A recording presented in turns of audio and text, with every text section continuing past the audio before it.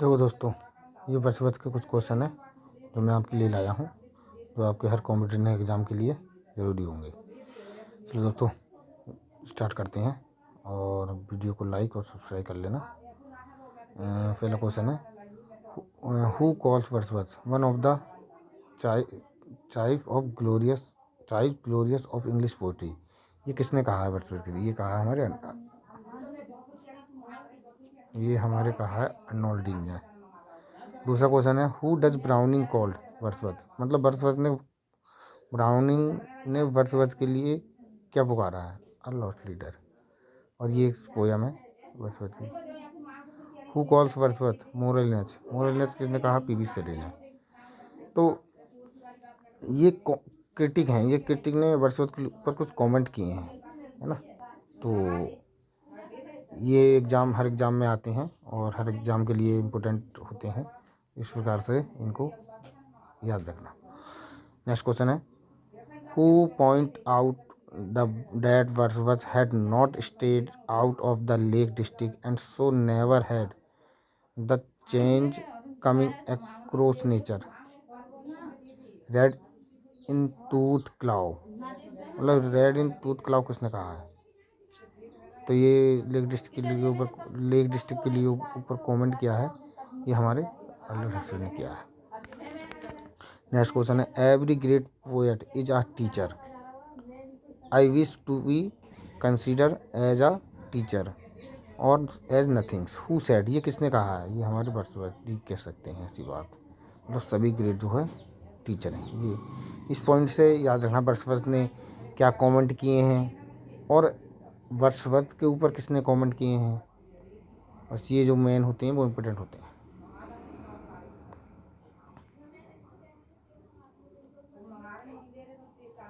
We are led asleep in body and become a living soul. Where do this line appear? मतलब ये line किस में है? We are laid asleep in body and becomes a living souls. ये हमारी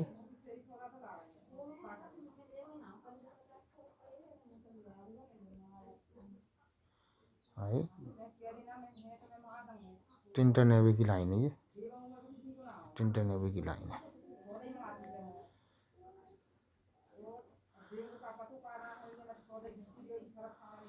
उसका ये Tintern AB की लाइन है। अब आ गया the prelude and tool please वर्dsworth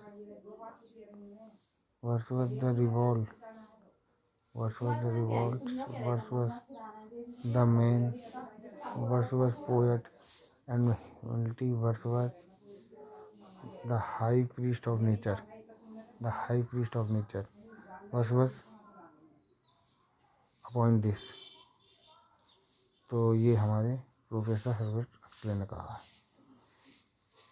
call this property Wordsworth pistol 95 and first visit वर्dsworth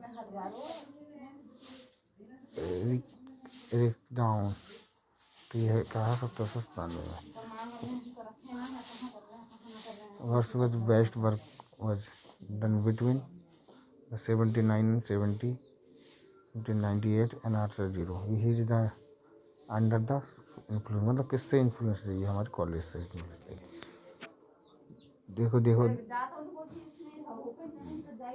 देखो दोस्तों, इस वीडियो को लाइक एंड सब्सक्राइब कीजिए और आने वाली वीडियो आपको जल्दी ही मिल जाएंगी। और ऐसे ही क्वेश्चन लगाते रहिए ताकि आपका जो किसी भी पोएट के ऊपर कंफ्यूजिंग है वो ऐसे ही क्वेश्चन आंसर से ही दूर होती है। आप थ्योरी पढ़ लोगे, बायोग्राफी पढ़ लोगे, वो एकदम से माइंड में नहीं रुकती हैं। और ये जो है क्वेश्चन आंसर के द्वारा ही किस तरीक़े से क्वेश्चन आते हैं उस हिसाब से ये क्वेश्चन आंसर है, यही आपको सफलता दिलाते हैं। इन्हीं से आपका जो है वो सेपरेट मतलब अपना क्लियर होता है किसी भी राइटर के लिए। तो चलो नेक्स्ट वीडियो में चलते हैं। Who was Wordsworth great idea? Wordsworth के ग्रेट आइडल कौन है? मिल्टन भाई साहब हैं। उनके आइडियाज मिल्टन भाई साहब हैं।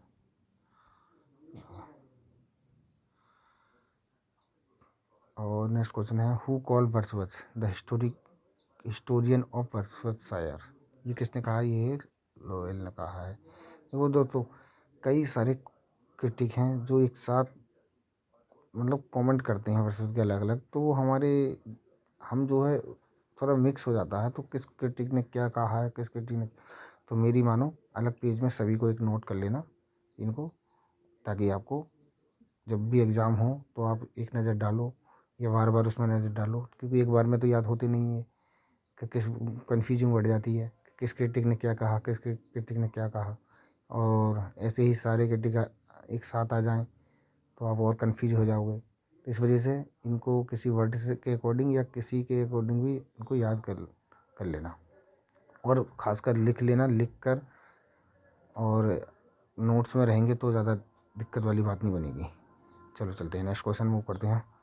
Wordsworth was hardly a man but a wandering speed with strange adventures and no end to ten who said. ये किसने कहा?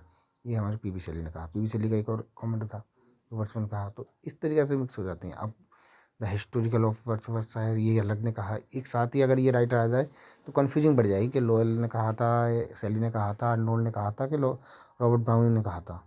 इसलिए इनको बार बार रिपीट करना पड़ेगा, और जो कि हमारे माइंड में फिट हो जाए, क्योंकि और भी राइटर हैं, और भी क्रिटिक हैं, उनके कमेंट भी हमें याद करने होते हैं।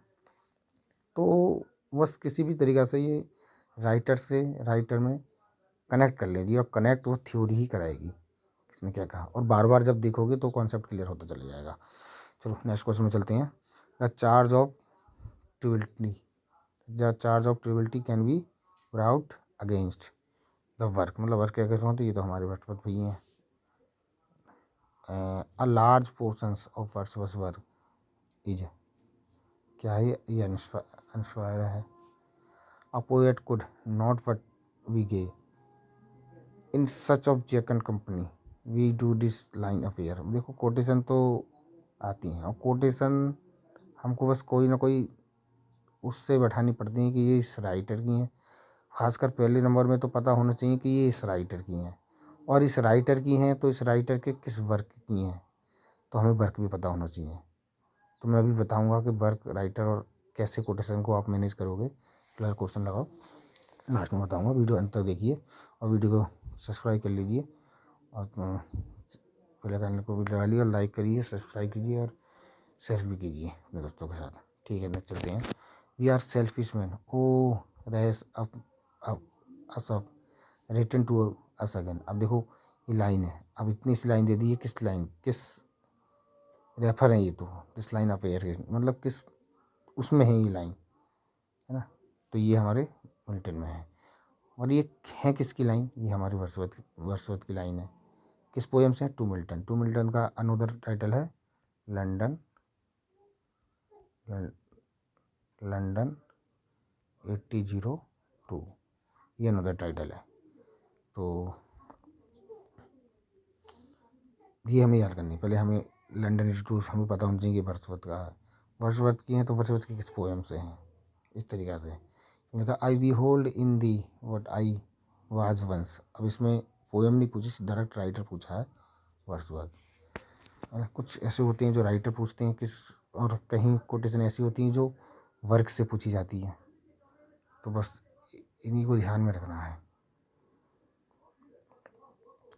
नेक्स्ट क्वेश्चन है the neither is nor can be any essential difference between the language of prose and metrical compose by who said. ये हु सेड ये वर्ड्सवर्थ ने कहा है। आगे चलते हैं। द चार्ज ऑफ ट्रिबिलिटी हो गया, ये होल्ड हो गया, ये वर्ड्सवर्थ ने कहा है। Who criticize Wordsworth for not prestiging practicing his own theory his own fans. ये कमेंट किसका है? डब्ल्यू ईट का है।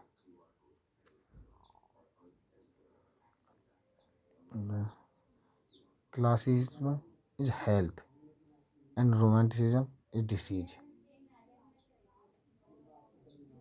हु रिमार्क इज दिस, ये रिमार्क किसने कहा, कोच ने किया।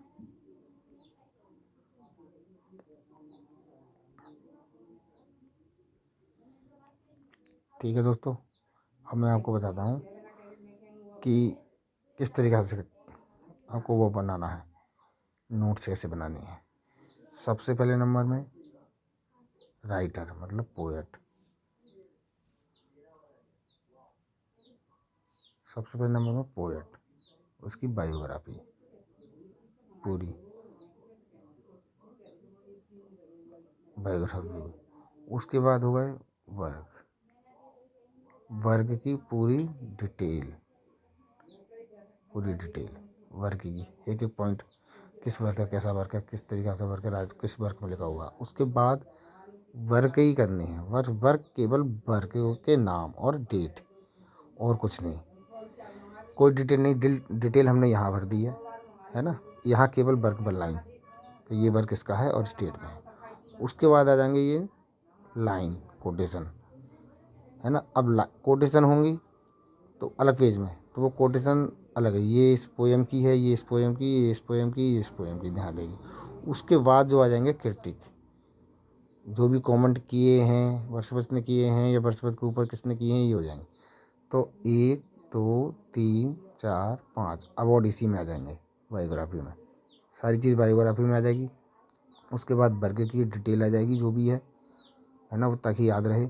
उसके बाद वर्क आ जाएंगे वन लाइन, ताकि हमें वर्क याद होने चाहिए कि वर्क वर्षवत के या कोई भी राइटर के वर्षवत वर्क कौन से हैं, तो वो वर्क हमारे माइंड में रहने चाहिए। हमें वर्क ही पता नहीं है तो वर्क की डिटेल क्या पता होगा, वर्क पता होगा तो डिटेल ऑटोमेटिकली पता चल जाएगा। उसके बाद जो लाइन है, वो लाइन कौन सी है, लाइन लाइन भी पता चल जाएगा। जब वर्क की डिटेल पता चल गई, वर्क पूरा पता चल गया, तो लाइन भी पता चल जाएगी, एक बार नहीं, दो बार नहीं, तीन बार। उसके बाद जो क्रिटिक हैं, ये बड़ा कन्फ्यूज करते हैं, किसने क्या कहा और किसको कहा क्या कहना है, तो ये कन्फ्यूज करते हैं। इनको अच्छे से वो करना, कोई ना कोई वर्ड से बैठा लेना अपने माइंड में, मगर अलग हों। ऐसा नहीं कि यहाँ बायोग्राफी चल रही है तो कुछ क्रिटिक के कॉमेंट यहाँ पर हैं, यहाँ वर्क चल रहा है तो कुछ क्रिटिक के कॉमेंट यहाँ पर हैं, यहाँ पर वर्क याद किए तो कुछ क्रिटिक के कॉमेंट यहाँ पर हैं, लाइनों में कुछ क्रिटिक के कॉमेंट यहाँ पर है, कुछ यहाँ पर है। तो ऐसे जो है मिक्स हो जाएंगे। स्पेशल सब अलग अलग, बायोग्राफी तो बायोग्राफी ओनली, बस यहाँ कोई भी पॉइंट नहीं वर्क से रिलेटिव, ओनली बायोग्राफी। वर्क की बायोग्राफी, ओनली वर्क की बायोग्राफी, जो जो भी आपको इम्पोर्टेंट लगे। वर्क सारे, यहाँ बायोग्राफी चाहिए आप कितने भी वर्क की करो, कोई बात नहीं है ना। जैसे यहाँ वर्क है 20, तो आपने बायोग्राफी करी 10 की, कोई बात नहीं, मगर वो 20 तो याद है आपको, वो 20 याद होनी चाहिए, बायोग्राफी वाली से 10 की हो, है ना। मगर वर्क सारे होने चाहिए कि हाँ ये वर्क इसका है। कुछ वर्क ऐसे पूछ लिए जाते हैं जो हमें पता नहीं होता है और वो होते हैं, तो वर्क सभी लगभग लगभग जो जो भी हैं। उसके बाद लाइन, लाइन तो किसी के अकॉर्डिंग, इनके अकॉर्डिंग, इसके अकॉर्डिंग या इसके अकॉर्डिंग हो जाएंगे। और क्रिटिक तो है ही में, किस क्रिटिक ने क्या कहा, तो इस तरीक़ा से तैयारी करना, है ना। ज़्यादा बड़ी नहीं, बायोग्राफी ज़्यादा बड़ी नहीं होती है, वर्क की बायोग्राफी भी ज़्यादा नहीं होती है, कोई वो नहीं। वर्क वन लाइन होते हैं, 2-3 लाइन आई जाते हैं, 20-25-30 वर्क होंगे जो भी हैं, सब आ जाते हैं। ऐसे कमेंट और ऐसे पोइट्री, ड्रामा वगैरह वगैरह, है ना। लाइन उसी के अंदर, ये किस लाइन की कोट है ना, और किसने कहा है, किसने की कोट है, और ये क्रिटिक किसने कहा है, किसके लिए कहा है। बस ये चीज़ तैयारी है ना, इसी तरीक़े से नोट्स बनाना, आगे आपको सफलता मिलेगी। बस ये ध्यान रखना कि किस तरीक़े से करना है। बस आपके शॉर्ट नोट्स बनते चले जाएंगे जब आपका एग्ज़ाम पॉइंट आएगा, क्योंकि कुछ चीज़ होती हैं बहुत सारे राइटर पढ़ लोगे दिमाग में तो भूल जाओगे किस क्रिटिक ने क्या कहा था, किस क्रिटिक ने क्या कहा था। अगर आपके माइंड किताब में, बुक में वो रहेगी तो वो एकदम से माइंड में क्लियर कर जाएगी कि हाँ ये इसने कहा था, ये इसने कहा था, ये इसके कमेंट हैं, ये इसके इसके राइटर हैं, ये इसकी डिटेल है ना, ना कि किसी राइटर, किसी और राइटर की, है ना। तो इस तरीक़ा से थोड़ा सा माइंड वो और करके रखना। बाकी चैनल को सब्सक्राइब कर लेना और लाइक करना, शेयर करना ना भूलें। और आगे मैं नेक्स्ट वीडियो इस तरीक़े से ही लाता रहूँगा, और आपके जो कमेंट हैं वो मेरे कमेंट बॉक्स में डाल देना, मैं देख लूँगा। और आपकी कोई भी बात हो, फिलहाल तैयारी इसी बेस में करनी है आपको, हर एक पोएट, हर एक राइटर की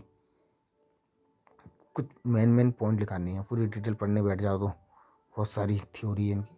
कुछ मेन पॉइंट जो कहाँ रखने चाहिए हमें बायोग्राफी में रखने चाहिए तो बायोग्राफी में रखेंगे, क्योंकि वहाँ भी जगह खाली रखना। हमें वर्क में रखने चाहिए, हमें वर्क में रखेंगे। हमें लाइन में रखने चाहिए तो हम लाइन में रखेंगे, और हमें किटिंग में रखना चाहिए तो हम किटिंग में रखेंगे। हम ऐसे ढूंढना नहीं पड़ेगा हमें कि किस किटिंग ने कहा, क्या कहा था, क्या करता। अब बायोग्राफी में ढूंढ रहे हो हम, तो वह ढूंढना नहीं पड़ेगा हमें। डायरेक्ट किटिंग में जाएंगे, बस कमेंट में जाएंगे कि हाँ किसने क्या कहा था, डायरेक्ट वही वाला पेज खोलेंगे और उसी में देखेंगे हाँ बस के लिए ये 10 कोटेशन है, 10 में से ये पीबी सेलेन ने ये कहा था, ब्राउन ने ये कहा था। अब ये ना ढूंढने की ज़रूरत नहीं पड़ेगी, ढूंढने की दिक्कत भी नहीं होगी ज़्यादा, जब एक जगह मिल जाएंगे तो। या तो ढूंढ पूरा सभी सिलेबस ढूंढना पड़ेगा, है ना। लाइन हमें लाइन एक जगह है, अब लाइन हमने मिला दी वर्कों के साथ ही, या वर्क की डिटेल लगी वहीं लाइन नीचे लिख दी तो कन्फ्यूजिंग बढ़ जाएगी। लाइन अलग ही होनी चाहिए, है ना, ताकि स्पेशली आपको वो तौर पे याद हो, क्योंकि लाइन ज़्यादा मोस्ट इंपॉर्टेंट होती है और कमेंट बहुत मोस्ट इंपॉर्टेंट होती है। वर्क तो ऑल्सो है ही इम्पोर्टेंट, बायोग्राफी भी मोस्ट इंपॉर्टेंट। बाकी सभी चीज़ होती हैं एक पोएट की, सभी इंपॉर्टेंट चीज़ होती हैं, बस पेपर में क्या आ जाए कुछ पता नहीं है। तो ठीक है दोस्तों, अब आगे मैं नेक्स्ट वीडियो ऐसे ही लाता रहूँगा। बाकी लाइक कीजिए, सब्सक्राइब कीजिए और चैनल को सब्सक्राइब कर लीजिए, शेयर करना नहीं भूलिए। धन्यवाद दोस्तों।